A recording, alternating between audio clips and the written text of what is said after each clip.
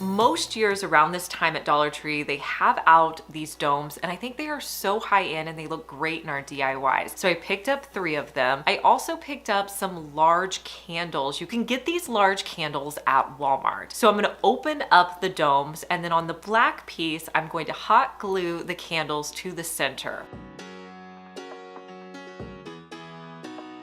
I'm gonna add in some moss with hot glue around the edge of my candle. Since it had that silver base, I wanted to cover that up. So I added moss all around the edge. Then I'm going to put the dome back on. Now the way that I'm creating these are just gonna be decorative. So I'm not gonna be lighting these candles at all, but they're just decorative at this point. If you wanted to leave off all this next piece and make them so you could light them, you could definitely do that. So then I'm gonna be using a piece of bendable wood. Now I will link this down below. It's an Amazon find, but it's about 1 inch in thickness, and I use this in so many different crafts. But I'm gonna cut off a piece that I can wrap all the way around to kind of create a handle on here. I'm not gonna pick it up by this, but it looks like a handle. And I'm gonna measure that piece out 2 times so that I can put it on all 3 of my domes. And then I'm gonna hot glue one edge of the handle to one side on the black piece, wrap it around, and hot glue it to the other side.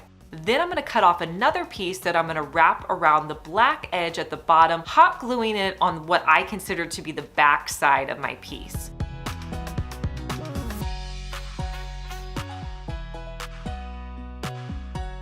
I wanted to add another piece of wood about halfway up, so I'm gonna cut off a piece and again, hot glue that together on the back side. I'm gonna repeat all these steps on the other domes.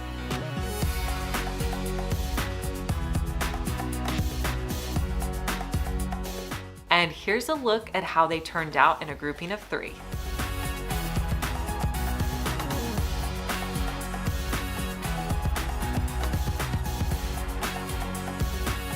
I saw this planter on a high-end site and absolutely loved the gray color and the texture, so I wanted to try to recreate it. I found this glass container at my local thrift store. I thought it was perfect as a planter size. Now, how am I gonna create the texture on it? One of my favorite things to use is Quikrete. You can pick this up at Home Depot. So I'm gonna take a little bit of the Quikrete and mix it with water. And you really want this to be a thin consistency. Honestly, I started putting it onto my planter before it was thin enough and it just kind of looked globby. So make it really thin. Then you're going to take a paper towel, dip it in your Quikrete, and you're gonna start dabbing it all over your piece. Now you do not want to completely cover it. Honestly, you want to really just put it in certain areas so that you kind of get that hint of texture all around your base. Once you like the way it looks, you're gonna set it on something to dry overnight. The next day, you can come back in and paint it that dark gray color. I had a sample paint from when we were painting the outside of our house that was in this dark gray. That's what I'm gonna be using. I'll use a paintbrush to add it to the outside of my planter. Now you are going to need to do 2 coats, so let one of your coats dry and then do the next coat.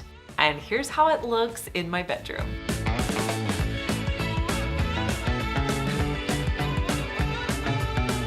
You guys are gonna have to let me know if I've been using Quikrete too much, but I absolutely love it and I think it's perfect to add to bathroom items. So I do have 2 Quikrete projects in this video, but I promise you they're so good. So you're going to need to pick up some Quikrete. Now I will tell you, buy it at Home Depot. I went to Lowe's, they didn't have it, so make sure you pick it up at Home Depot. And then you're also going to need a square silicone tray. Now if you wanna make these another shape, you could do that, but I went with the square silicone ones and I'll link them for you down below. You also need some hooks. Dollar Tree sells hooks. I have a really affordable set that I use in several of my bathroom makeovers. It's from Amazon. You get 12 in a pack. They're so affordable. I'll link it for you down below. I'm gonna use 3 disposable bowls, fill them up with Quikrete, and then I'm gonna add in water. I'm gonna mix water in each of my bowls until the Quikrete is at a thin pudding consistency. Honestly, the thinner it is, the easier it is to work with. Now this next part was kind of an experiment for me because I have never added paint to Quikrete, but I wanted them to be different shades. So I kept one exactly the way it was. And then with the other 2, I added in white paint to one and then I added in black paint to another. And I just mixed that in to give me a different color. I'm gonna pour in each of the 3 colors into my silicone mold. Then you're gonna kind of tap your silicone mold to make it nice and level. Take your hook and you're going to put it on top of your silicone mold. You're gonna cover the hook with some more of the Quikrete. Now, as you're doing this, you're seeing that my hooks are kind of falling over. So I needed something to kind of hold them all in place. I put it on my spray paint turntable. I'll link it for you down below. And then I just added in different paints and a piece of wood just to kind of hold them up until it had a chance to dry. Now, the first one I did, it was not runny enough. So on the other ones that I put together, I added in a little bit more water just to make sure it laid nice and flat over the hooks. So do that for all 3. Let it dry for at least a couple of hours. Quikrete dries really quickly. And then after a couple of hours, you can pop them out of the molds. And then I also like to let them sit overnight to just really harden. The next day, you can add them as hooks in your bathroom with command strips. I think these look so amazing.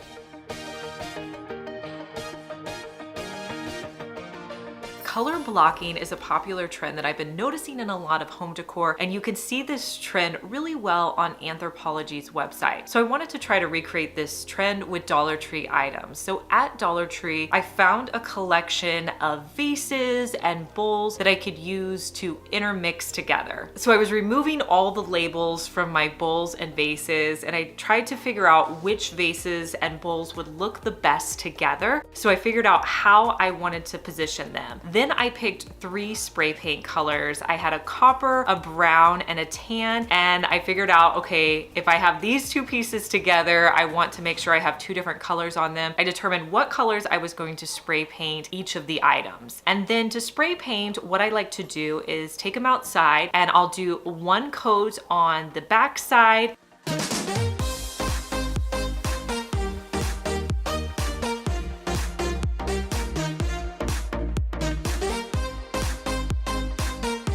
Let that dry completely. Then I'll flip it over and do another coat on the side that I'm going to see. A total of 2 coats. And I did that with the cream color, the brown, and the copper. From there, they're really easy to put together after that. You're just going to use some E6000 and put the 2 containers together. I'm gonna do that with all 3 of my vases. And I'll show you how they look styled in my living room.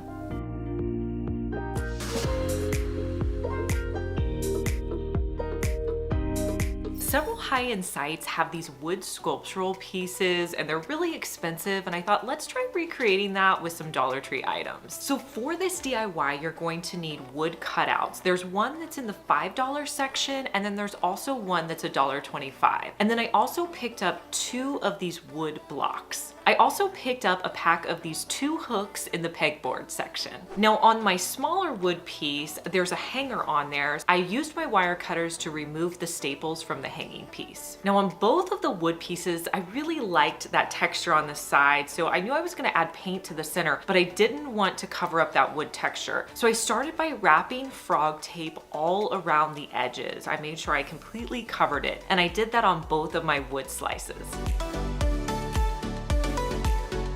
So I had a plan for doing this paint technique, but to be honest, I didn't know exactly how it was going to turn out. So what I did was I got a low dish and I filled it with a cream colored sample paint that I already had.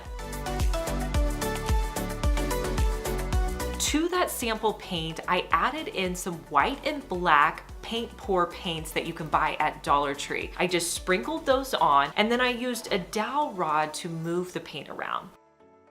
Next, I took my wood slice and I dipped it straight down into the paint, and then I pulled it back up. Now, what I realized by doing this first technique is you really only get the base color paint when you do this. So this is a process where you're gonna have to dip it in twice. So I started by having that cream color on for the first layer. So then when I dipped it in the second time, I added in more white and black paint and swirled it around. And the second time I dipped it in, that's when I really picked up those colors of the white and black. So press it down and pull it straight back up. Now this just created such a cool texture on this piece, and I let it dry completely overnight. I did the exact same thing with my other wood slice. I set it in once to get that base cream color, then I added in some more white and black and swirled that around with my stick, put it in again, and pulled it straight up. So while this was drying, with my wood blocks, I stained these to make them kind of a medium wood. To stain the wood blocks, I'm going to use a foam brush to wipe on the stain and pull off any excess with a paper towel. I'm also going to take those rings that I bought and I'm going to spray both sides of those with a matte black spray paint.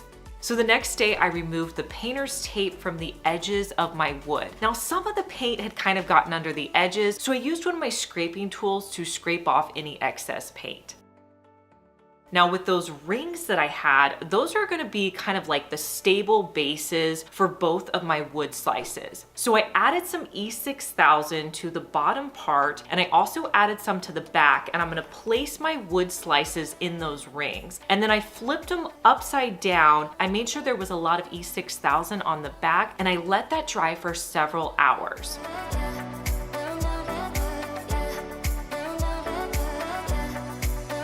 Now with my wood blocks, I needed a supporting piece to the back of that, so I used a craft stick. These are craft sticks you can pick up from Walmart. These are really great to have because I feel like I use them in so many different projects. I'm gonna hot glue my craft stick to the bottom of my wood block, and then after the rings had a chance to dry with the glue on there, I'm going to set them up. I'm gonna add hot glue to the top of my craft stick, and then I'm gonna place my wood slice so it's kind of leaning against that back craft stick, but it's supported by that bottom ring. And then let that dry completely. Do that with both of your wood slices. And then I don't know about you, but I absolutely love the way these turned out. And I feel like this is an inexpensive way that you can have those high-end sculptural pieces.